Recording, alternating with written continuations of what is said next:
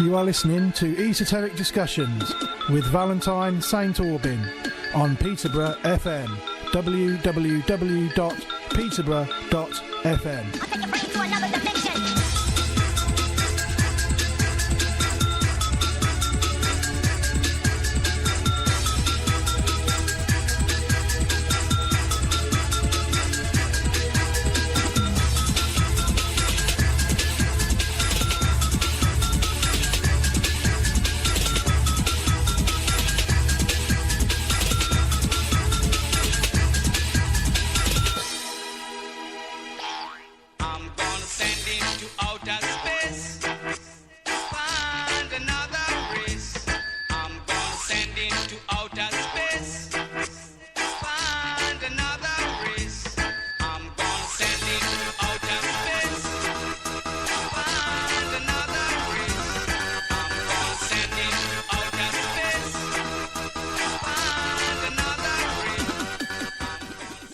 Hello and welcome to Esoteric Discussions with me, your host, Valentine St. Aubin, a show where we go deep down into the rabbit hole. You can catch me every other Wednesday evening from 9 here on Peterborough FM and online, and if you want to learn more about me, please visit my website, valentinesandaubin.co.uk.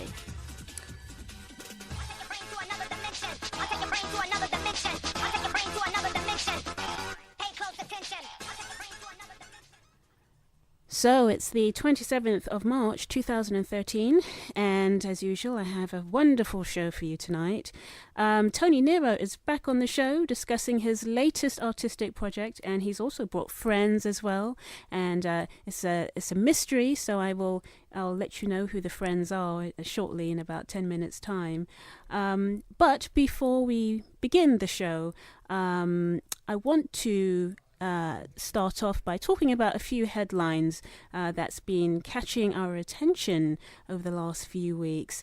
If you want to join into the show, if you would like to pose a question to Tony Nero and to any of the other guests tonight, you can do so by sending me an email at studio@peterborough.fm. That will come through to me here in the studio. And I will try to look out for your emails amongst everything else and read them out live, so you can easily interact with the show. And please do use it. It's there for you to use. And we are trying to get more people into the show in this way. So, well, we finally have ended Mercury retrograde. I mean, it's been rough, I have to say. It's been rough. We will be completely clear of Mercury retrograde at the beginning of April.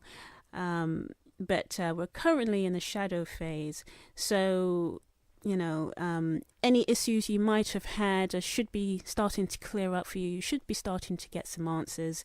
If you've had car problems, issues with electronics, calling people by the wrong name, I've been doing that. I won't give you the story or the background, but I've been accidentally using the wrong name for people. and also just not being able to think clearly. Mercury retrograde often creates a lack of focus and clarity in the mind. So sometimes people get quite confused with trying to understand details and information, because of course Mercury rules communication. But it also affects electronic devices. My oven has been making a very strange noise for the last couple of weeks, out of the blue, funny enough, since Mercury retrograde. And there's nothing wrong with it. It's just making a funny noise, kind of a groaning noise, which has now finally stopped. So you'll get things like that during a retrograde, and there's no right or wrong with it. But there are a few rules that come with Mercury retrograde, and one of them being you should never start a new project when Mercury is in its retrograde phase, because anytime you do, usually it won't have the right kind of energy that it needs, that impetus that it needs to get things off the ground, and it will fall in its face. the project will fall on its face. And it usually happens quite quickly as well. So never start anything new. Always be careful when you're signing contracts. Make sure that you're clear with details and you know what you're signing. Many people get themselves into trouble when they sign contracts during a Mercury retrograde. So beyond that, we've had a few other things going on in the news. We've had the election of a new pope. And we've also had a new Archbishop of Canterbury enthroned as well. I may not have time to get into the enthronement of the Archbishop, but I definitely want to just talk about what's been going on with the Pope, because that's there's quite a background to this, and I just want to get your mind going with a few points. Pope Benedict XVI, he resigned as Pope, and it became one of the biggest stories of the year so far, because it was quite a shock. Most people were quite surprised for the Pope to resign. It was the first time in almost 600 years that a Pope has resigned. And there were a lot of things going on in his papacy. The issue of pedophilia kept hitting the headlines, and people were learning of the great cover-up that exists in the Catholic Church in regard to child abuse. But it wasn't only child abuse, it was also sexual scandals for grown adult men as well within the church. So, there were some sticky moments for Pope Benedict XVI over the last few years, and people have been learning that these sexual scandals are part of the hierarchy in the Vatican, which I think was new for many people who haven't studied Vatican history, but it's not something actually new at all. And also Pope Benedict's butler published a tell-all book exposing a lot of secrets, and it was believed that he didn't work alone, but he did take the fall. It is believed that there were a few cardinals behind him that were eager to get this information out, but it was his butler that actually did it, and did have to eventually take the fall, and is now serving time in prison for it. So we've had all of that going on. And there could be many reasons for why we might think the Pope resigned. I never bought the excuse that he was old. Yes, he was old, is old, as many popes are, but they don't usually resign. So we can't just assume that it was because of his old age. I like the idea of the Saint Malachi prophecy, which is circulating around, and if you haven't heard of it, I'll just give you a very short synopsis of what it is. The Saint Malachi prophecy was put forward by a bishop, and he was actually Irish, and this is going back quite a few hundred years. It's an old prophecy. It's been lurking around for a good 500-600 years, maybe more. I think maybe even 900 years actually. And he basically gave a rundown of all of the different popes that would end up in office. And with each pope, he had a short description as to what they would be sort of known for, or how we would recognize them. In his final prophecy, he talks about the last pope. So when we do chronological research into the Pope's papacy, Pope Benedict XVI is the second to last pope. We understand that he is the second to last pope. So he is the 111th pope. Now there's supposedly 112 popes, and the new pope, Pope Francis, is the last pope according to this prophecy. And the prophecy actually reads, Peter the Roman, who will nourish the sheep in many tribulations. When they are finished, the city of 7 hills will be destroyed, and the dreadful judge will judge his people. The end. So that was his prophecy for the last pope. Now, there's a lot that can be said about Pope Francis. He seems to be doing everything the right way. He has refused to use the limousine, and he prefers to walk or use more down-to-earth type transport. He doesn't want to live in the big palace. He wants to live in the nice guest house, which is very modest and smaller. So he's doing all the right things. He's putting himself in a humble way forward, and well, you know, he's trying he's certainly trying to put his best foot forward. But the other interesting thing about Pope Francis is he comes from Roman lineage. Both of his parents are Roman, even though he is Argentinian, grew up there, but his parents are Roman. So that's the first thing that gets it should get your ears popping forward. The other thing is that he is the first Jesuit pope, and we've never had a Jesuit pope before. He is the first. Now, there's a lot to be said about the Jesuits. It is an order that is prepared to fight and do anything possible to make sure that the papacy dominates the world. That's basically what they're out for. And they take oaths. They have different levels of oaths that they take. They are warriors for the Catholic Church. Now, if you know your history, you might remember hearing about the Jesuits, especially in China and Japan. And the Chinese and the Japanese did not like the Jesuits. They found them to be troublemakers, and they often resigned them to the periphery, to the coastal cities. They were not allowed inside the country because they would often cause issues and problems because they were inciting the public. So that gives you an idea of the Jesuit order. Now, the interesting thing about the coronation of Pope Francis, there's two things here, and this now goes into the esoteric agenda.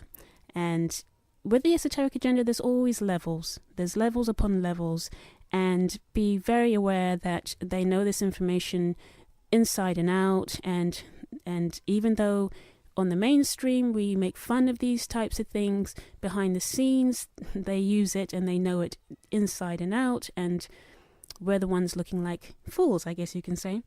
Pope Francis was inaugurated on a new moon, and the moon was in Pisces, which is the sign for Christianity. He was also inaugurated when the comet Pan-STARRS was in the sky, and Pan-STARRS was in the sky only for a short period of time. So it was during this window when it was crossing through the sky just a couple of weeks ago. Now, if you know your esoteric history, you know that Pan is another word for Lucifer, and stars is stars. So you do the translation yourself. Pan's star. Interesting, isn't it? Now, also keep in mind that the Vatican also have their own astronomers. They are very well versed in the stars, and they have a very special telescope which they call Lucifer, and it's an acronym for a special type of telescope that they have. So we have to put all the pieces together, and there is something very strange about the period of time where Pope Benedict XVI stepped down and then the new Pope coming forward. It was in a very short window of time, but nevertheless done very purposefully. And I'll leave you something to think about, because not only did we have the inauguration of the new Pope he was inaugurated around the 19th of March, we had a new Archbishop of Canterbury, as they call it, enthroned. And guess when? On the 21st of March, which is the spring equinox. And I will be putting up a blog article about the robe and the hat that the Archbishop was wearing. You have to see it to believe it, because words cannot express the amount of pagan imagery that is all over his robes, and you really have to see it. But if you would like to Google it, you can. The Guardian did a very nice piece on the enthronement. It happened on the 21st of March. All you have to do is just do a Google search for the enthronement of the Archbishop of Canterbury, and you'll see the pictures yourself, and you'll see the fishes on his hat, and you'll see the fishes on his garb that he was wearing.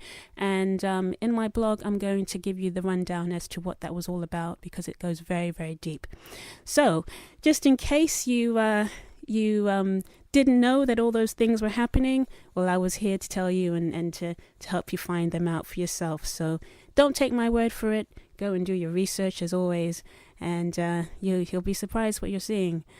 So anyway, we're going to be joined by Tony Nero, and he has 2 special guests with him this evening. We're going to find out who the mystery guests are, but before that, we're going to take a break. You don't need your radio or your PC to listen to Peterborough FM.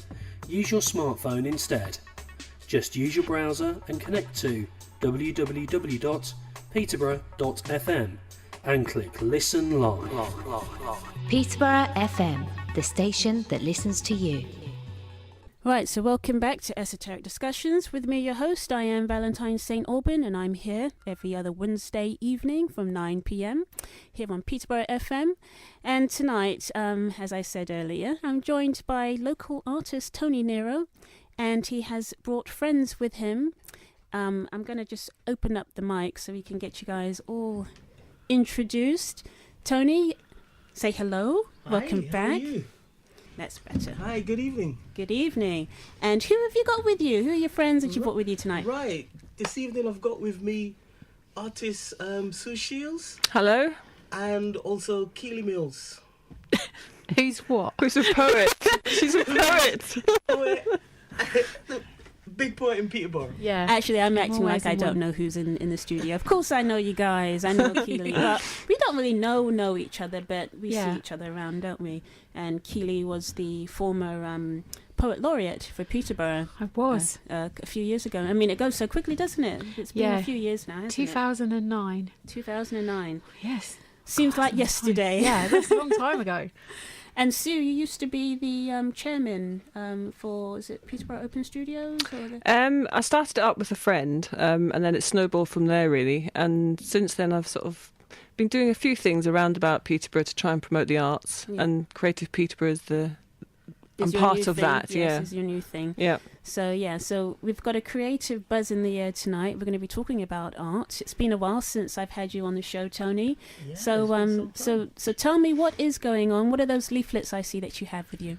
Well, basically, what it's all about is Creative Peterborough has come together and have pooled like 52 local artists, which is like poets, musicians, 3D artists, 2D artists.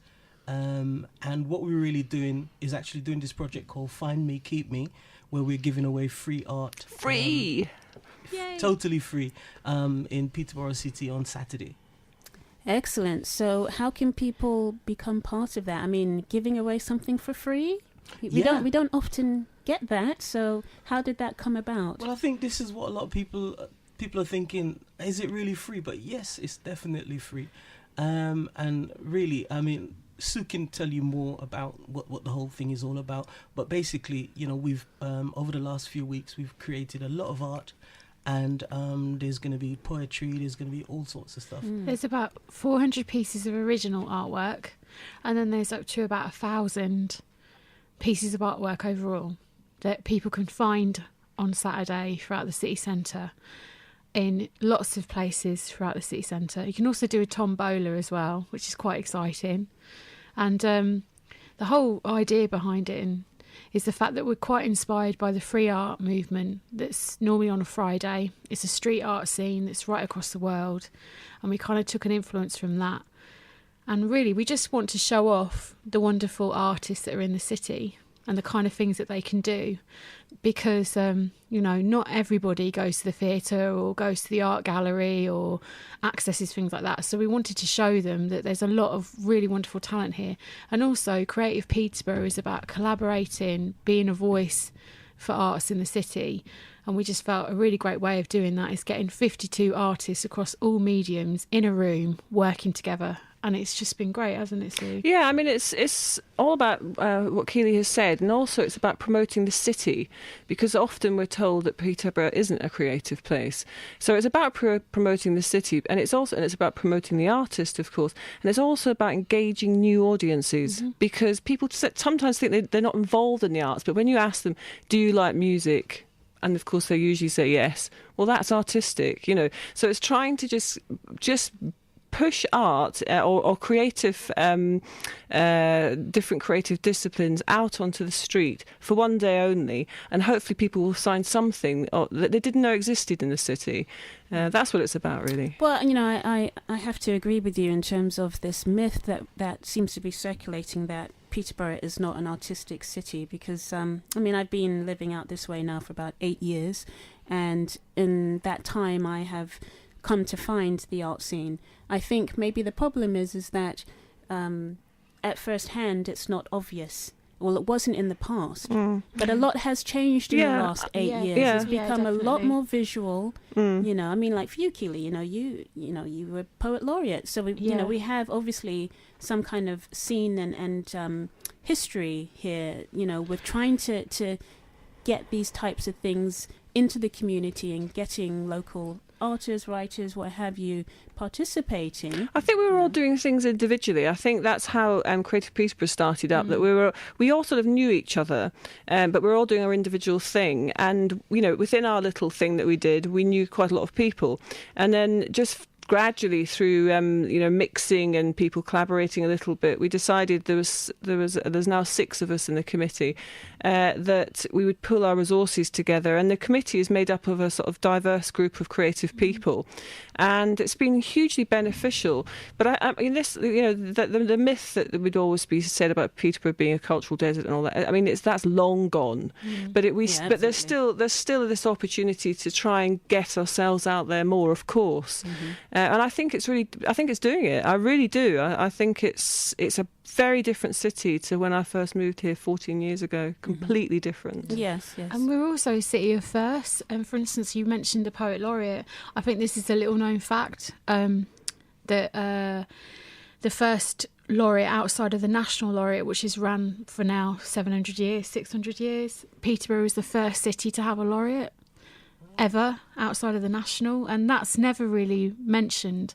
So we're a city of doing things for the first time. We're also a city of really healthy scenes in all art disciplines. But now we're getting to the point where I think for the first time ever, and I don't want to blow too much smoke their way as such, but the actual council are really politically backing the arts for the first time, and I think that's why it's becoming more visual. Well, this is what I wanted to ask: was there funding money available for this initiative?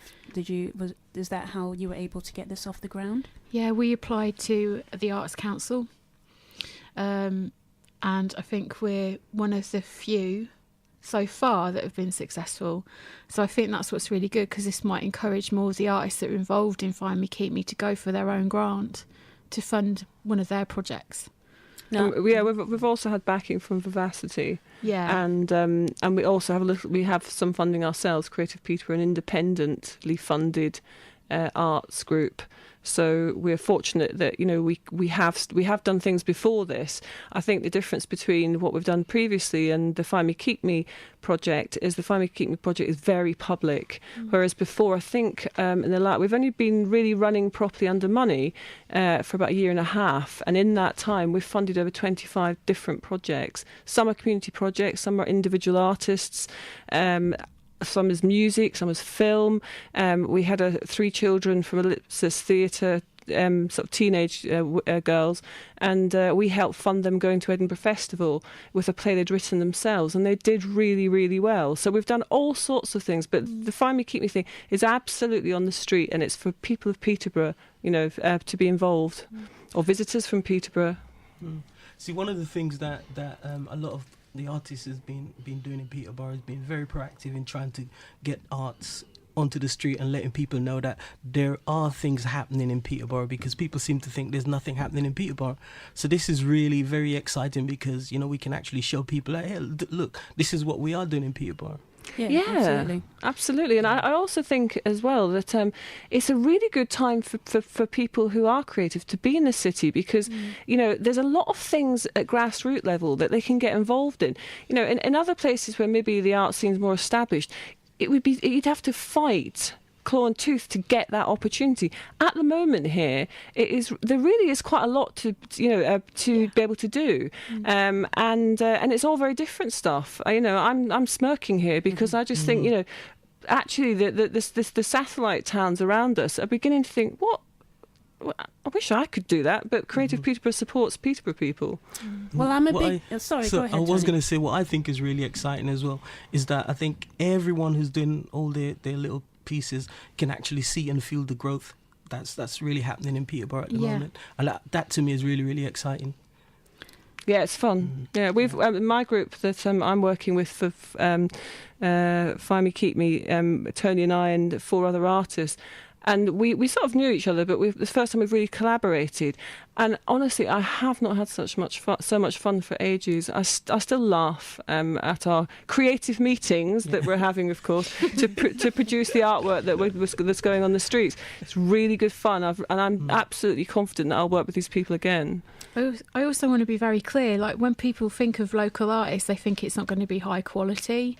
But the artwork that's been produced for this right across the board is really fantastically high quality that would go down well in any city, in any place. And I think that's what's really amazing as well, really. Well, Yeah. I think it comes, what you guys are saying is all really good points. And I think what it's coming down to is breaking these stereotypes, breaking through the barriers in people's minds as to what they think is going on in their city, what's around them. Is like, how we opened up the interview. Someone said that people don't even think they're artistic, but yet, they like music, or they might even fiddle around with playing with keyboards or mixing decks or something like that. All of that is being creative, isn't it? I mean, you're not resigned to have to do a great big masterpiece to be a creative person. Yes, that's right. We use creativity all the time. You can be a creative chef. You can I mean, the well is deep in terms of how far we can go to define that. I would just like to pick up on how I'm just interested in the logistics for Saturday. How is an adult, because it's sort of like an adult Easter hunt thing, isn't it? Treasure hunt. Yeah, you're only allowed one item though. You're not allowed to fill your basket with 17 beautiful pieces of artwork. We hope people do, are respectful of that, to be honest. But yeah. I mean, so how many? So literally, you're going to have how many pieces?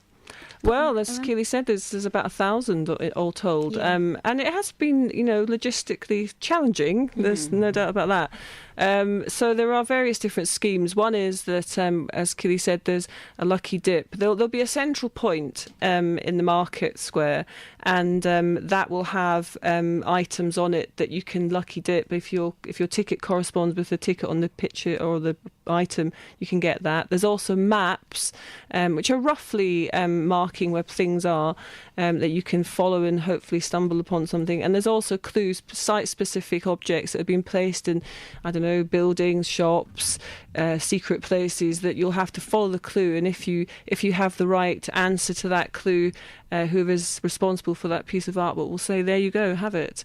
So I mean, that amount of work, that amount of artists, as we all know, artists are a bit crazy. It has been fairly difficult to sort of sit down and actually think, how on earth are we going to manage it? But I think we have managed it. But come along on Saturday and see. So I'm curious to see how it works out logistically, and if people do, I know people are going to join in, but what the response is going to be. I mean, yeah, interesting. Are you going to have feedback sheets and things and ways for people to communicate back to you? Yeah, when they find an item, they'll be able to connect to. There'll always be a website link that they can go to find out about the artist, and then give us feedback on there. Also, the most important thing is to get feedback from the artists that were involved and what they felt about the process, whether they want to do it again, whether they don't want to do it again.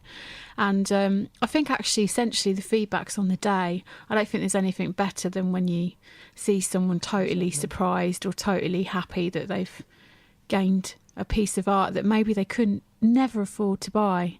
So I think that's going to be what I'm really looking forward to. I think there's going to be lots of surprises and shocks, and I don't think they're going to be bad either. Yeah, as Keely was saying earlier on as well, is that the quality of the work. The thing is, I've spoken to a lot of artists who they don't really want to give away their work. So just because the art is free, it doesn't mean that it's done cheaply or anything like that. Because to be honest, I really wouldn't want to give my piece away. It's hurting you. Yeah, but, you're not the only one. Yeah, exactly. There's a lot of us wouldn't really want to give it away, but we want to do this. But this is part of the mindset, isn't it? It's breaking through these barriers, and it's because you started off by saying this is linking into this free art. Free Out Friday, Yeah, and so there obviously is an ethos and philosophy behind that, and we have to get beyond this. It's mine. I want to pay me. Well, I don't know because to an extent I agree with that, but I do know what you're saying. But as a professional artist, I need to be paid. No, you obviously need to be paid for your work. But if you're trying to get new people, introduce new people to your work, there is a certain element of having to give away a bit of your time for free in the community, in a sense. Yeah, no, I think artists are good at that. Actually, I agree with you. I mean, I think that's the curse of the artist. Actually, that they are, generally speaking, quite generous people. We're too giving. Yeah, we're fools to ourselves. Yeah, I mean, I've been really shocked, and not shocked actually. That's the wrong word. I've been quite appreciative of the generosity of all the artists involved. I've been quite impressed because they've given more and more and more of themselves. And to be honest with you, there's a couple of pieces that if anyone goes anywhere near, I'll probably stab their eyes out because I want them myself. My partner Luke, he's produced a piece of work that is, I think, when he showed me it, I just said, that is sexy and I need it, but I can't have it because it's going to be given to somebody else. But, that is a beautiful piece, actually. Hopefully it's me. Hopefully I can pretend to dress up as someone else. Yeah. I think it's also important to point out that on each piece of artwork that's distributed, there is a label, and it will, as Keely said, has information about the actual project and about Creative Peterborough, and also there should be attached to the artwork maybe some information about the artist. If there is a sort of very beautiful object on the floor, it hasn't got a label, then you leave it there because it has nothing whatsoever to do with us. So don't take someone's handbag. Yeah. But and also we're documenting it with two photographers, Chris Porsche and Mel Evans, and they will be documenting it through the day, and then we'll have an exhibition at the end at some point this year, so that people can maybe see themselves getting that gift or not getting it, and depending on how quick they are sussing out the clues and stuff. But yeah, so it will be documented in an exhibition as well. I think that's excellent, and again, it's using the community and getting them involved and having them be part of the landscape of what's going on. Yeah. And it can only be a good thing, I think, frankly speaking. Guys, we're going to take a quick break, and when we come back, I'd like to just, because I'm aware of the time, and I want each and every one of you to be able to talk about your own things of what you're doing at the moment as well as this initiative that you're doing, but your own work. I mean, Sue, with Creative Peterborough, Keely, you've got so many things. Yeah. Which hat do you want? Which hat do you want? And Tony, you can let me know what you've been up to since naughty things. Yeah. Always up to tricks. So we're going to take a break, and we'll be back shortly. It's your home, it's your community, it's your radio station. Peterborough FM on 87.7. So welcome back to Esoteric Discussions with me, your host, Valentine St. Aubin, and tonight we're doing the artistic thing, and we've got 3 artists live in the studio with me tonight. We've got Tony Nero, Keely Mills and Sue Shields with us. So we've been talking about the Find Me, Keep Me initiative that's going to be taking place on Saturday. And if you'd like to learn more about what they've been talking about and what we've been having a discussion about, you can visit creativepeterborough.com and it will give you further details. So I just want to begin with you, Sue. Tell us about your work with Creative Peterborough. Where is Creative Peterborough at the moment? I mean, obviously you have this project on the go, but as you say, you've been working with quite a few different artists now. I mean, Creative Peterborough is made up by 6 volunteers, of which I am one. And we've done various different projects. This is, as I said, the one that's probably been had the most public face. that's just one of the things that I do. I'm also a painter printmaker, and that sort of is probably my main channel, to be honest. And everything else, you try to fit round. But my main thing is painter and printmaker. I've got an exhibition actually coming up in November in the Peterborough Museum, which I'm very much looking forward to. It's a lot of work because it's 2 rooms of the main gallery. I can't say I haven't exactly aged when I think no pressure, but it's really fantastic opportunity given to me, and I'm very excited about it. And so I'm working a lot to do with that, and I'm finding that actually it's concentrated my mind, and my practice has developed quite a bit through that. I'm also very fortunate to have landed a residency at Burley House in Stamford with another 5 artists, and that's called Fresh Take, and it's being curated by a fantastic visionary person, Sam Rodden, who has fortunately moved back into the area, and she's very instrumental in promoting the arts, and this is her current project, and we're very fortunate in being able to go into a room in Burley House and interpret it in a way that we want, and have a modern perspective, but taking into consideration the history and the social history. And Burley House is lovely. I've been there. I've done the tour, but I also like to go there as well with the grounds. Yeah, grounds are fantastic. Yeah, you can walk around, but they do a lot of things. They do art fairs and things. Yeah, they're very forward thinking actually, and I think this is why we feel that we're very fortunate that they've allowed, because it is local artists again actually, because Creative Peterborough has partly funded that project, and so it was a bit chilly yesterday when I looked round. Everybody had their coat on because there's no heating in it apparently. But yes, I'm doing that too, so that'll be a one-off piece. So I'm fairly busy at the moment. I sort of feel that my schedule's changed. I'm getting up 5 in the morning, going to bed at 10. That's my attempt anyway. Work, yes. I haven't quite managed to achieve it yet, but that's what I'm at the moment, and it's all good. Yeah, and in terms of Creative Peterborough, what are the numbers up to now? I mean, how many artists are signed up and sort of? Well, not necessarily artists, but creative people and people that are interested in the arts. It's over 1,000. Really? Yeah, it's all really in cool. Based in Peterborough and its environs. I mean, we have a sort of vague, a boundary, and that is tends to be not too far out of Peterborough. But there's a lot of interest. But we've had people also for this particular project, Find Me Keep Me, from all over actually that are interested in what we're doing. So, it's an organic project, Creative Peterborough, and we're sort of learning as we go along too. And I can only speak for myself, but I found it very, very beneficial and good fun. Yeah, absolutely. And Keely, talk to us. I mean, which hat would you like to put on first? I don't know. Which one do you want? Well, because you're a fellow crafter, so what's going on with the craft shows? Well, about 2 years ago now, I saw somebody by the name of Emily Henderson moaning on Facebook that there was nothing. I never knew. I didn't know her from Adam. She was moaning on the Block Collective page about the fact that there was nothing to do craft-wise in Peterborough. So I privately emailed her and said, hey, let's meet and do something. And that created Handmade in Peterborough. And this year we've got quite a few things. We've just done a set of masterclasses.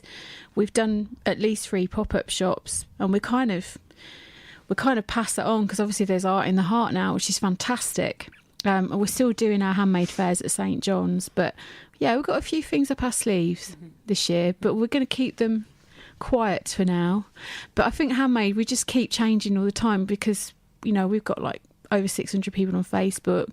We have a regular meeting on a Monday at the Brewery Tap, and we get averagely between 15 to 25. And yarn bombing? Yarn bombing. Oh yes, we yarn bombed. Yeah. We were the first city again to yarn bomb people, because you normally yarn bomb buildings, but there isn't many statues or anything like that at the moment. Maybe this is something that Tony can help with, or Sue, by getting us a couple of statues. But yeah, you normally yarn bomb statues or buildings. What is yarn bombing, Q? Yarn bombing is our version of graffiti. It's the crafty version of graffiti. What you do, like Banksy sticks up something on a wall and then sells it for 10 grand. Then what the crafters do is that we cover a telephone box in a nice woolly cover. But we decided to yarn bomb 4 prominent people that we felt were quite influential in the city. So we yarn bombed Marco Seresti. That was very exciting. I got to do that.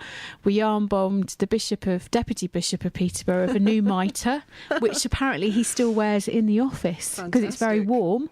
And then we yarn bombed Sophie Antonelli from the Green Backyard, and we yarn bombed the Mayor. And he absolutely loved his chain. Okay. So yeah, that's handmade in Peterborough. And then obviously I work for Eastern Angles Theatre Company, who are just amazing, even if I do say so myself, because I'm quite biased.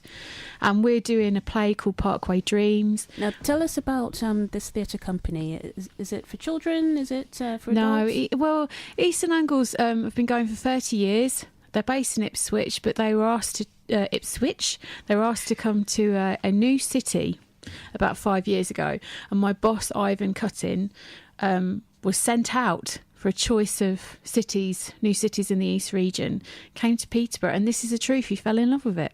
And he was literally like, there's so many wonderful stories here, there's so many wonderful potential projects I could do. And he actually gets told off by his Ipswich audience to tell him, like, come back here kind of thing. And that was about 5 years ago, and then I've been with them for 3 years, and I've produced about between 8 to 10 plays. So we did Lincoln Road, Our Nobby, about Nobby the Tramp. We did I Heart Peterborough last year, that went to Edinburgh Festival and then sold out in Soho Theatre London. And this year we've got Parkway Dreams, which is about the Peterborough Development Corporation, and it's a musical. Who would have thought it? One of the song titles is It Never Rains in Queensgate. That's what you want. Can I ask the ideology for that, the background? How did that, manifest? Ivan looked at Peterborough on Wikipedia, as all good researchers do, and discovered that, and it kind of says, and in 1968, the Peterborough Development Corporation came, and everything was fine. Everything was great. They made Aughton, they made Bretton, it was brilliant. And then nothing's really written. And he was like, what's happened in the last 40 years? Because this city's quite an exciting city. And all the archives that were created from the Peterborough Development Corporation were in Huntingdon, of all places. So he created this project along with Vivacity, to archive all the Peterborough Development Corporation material, and then he's going to create 2 plays based on that. And also we've got an oral history project where we've recorded over 150 people already with their stories about living in Peterborough, why they moved here. I think that's an excellent concept. I love history, I love oral history, I like when people take the time to take the stories down. It's so important to have that that time capsule. And that's what Eastern Angles are based on. So if you said our ethos, it's actually taking stories from people and from the area that we're based in and putting it on the stage in a professional way. I mean, our latest show on John Clare, it's just got 4 stars in the Times.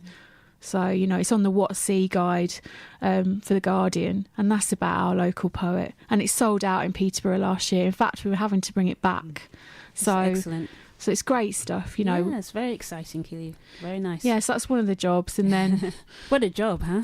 Yeah, it's a great job. Yeah, it's nice to wake up and do things you love, Yeah, only 2.5 days a week. I'd like a bit longer, please, Ivan, if you're listening.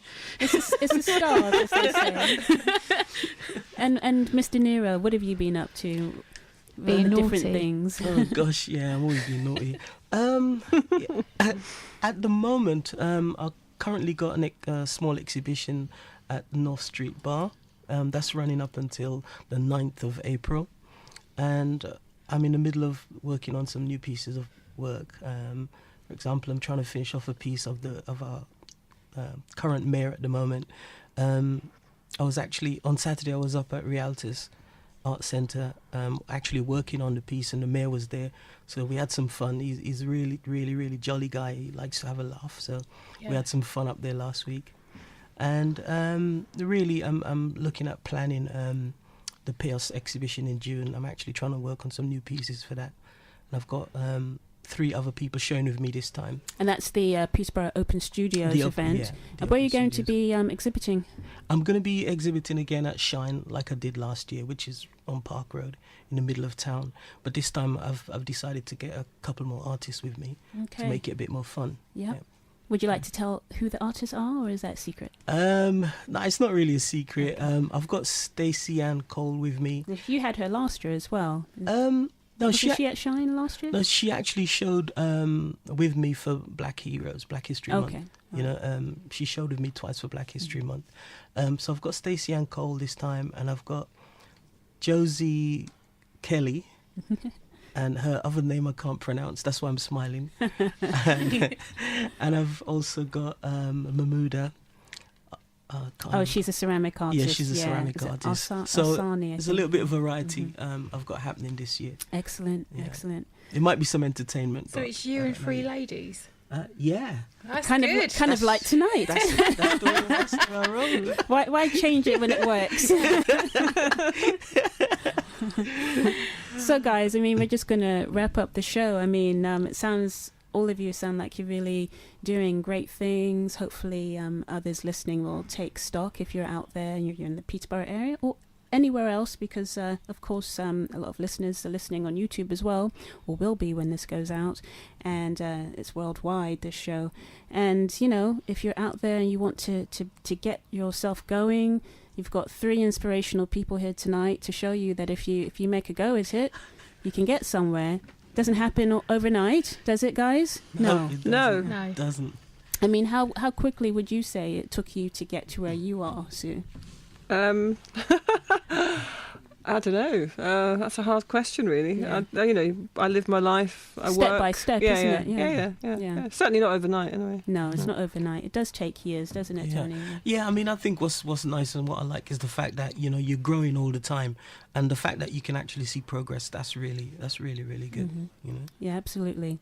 So thank you all for joining me this evening. Thank you. So the event is going to be taking place on Saturday. Yeah, come on down. Come on down. Yeah, in that voice. From 11 until 3 o'clock in the city centre. And yes, we are giving away stuff. Loads of stuff. Free. If you find it, you can keep it. Yeah. And it doesn't don't find it. Yeah, then it's mine. You'll claim it. I get it all. Yeah, prevent Keely from being incredibly greedy. Get down there. Yeah, and you don't often get things in life for free, so do join in, be part of it. A lot of effort has gone into trying to make this a great event, so please do support it. So guys, I'm going to close your mics. Thank you for joining me this evening. Much. Don't want to close my mic. But that's a wrap for another show. I hope you enjoyed it. Coming up next after me is the flip side, giving you great reggae music, and they'll be here from 10 until 12, won't you, Phil? That's right. That's right. So until next time, as I always say, keep your eyes on the stars.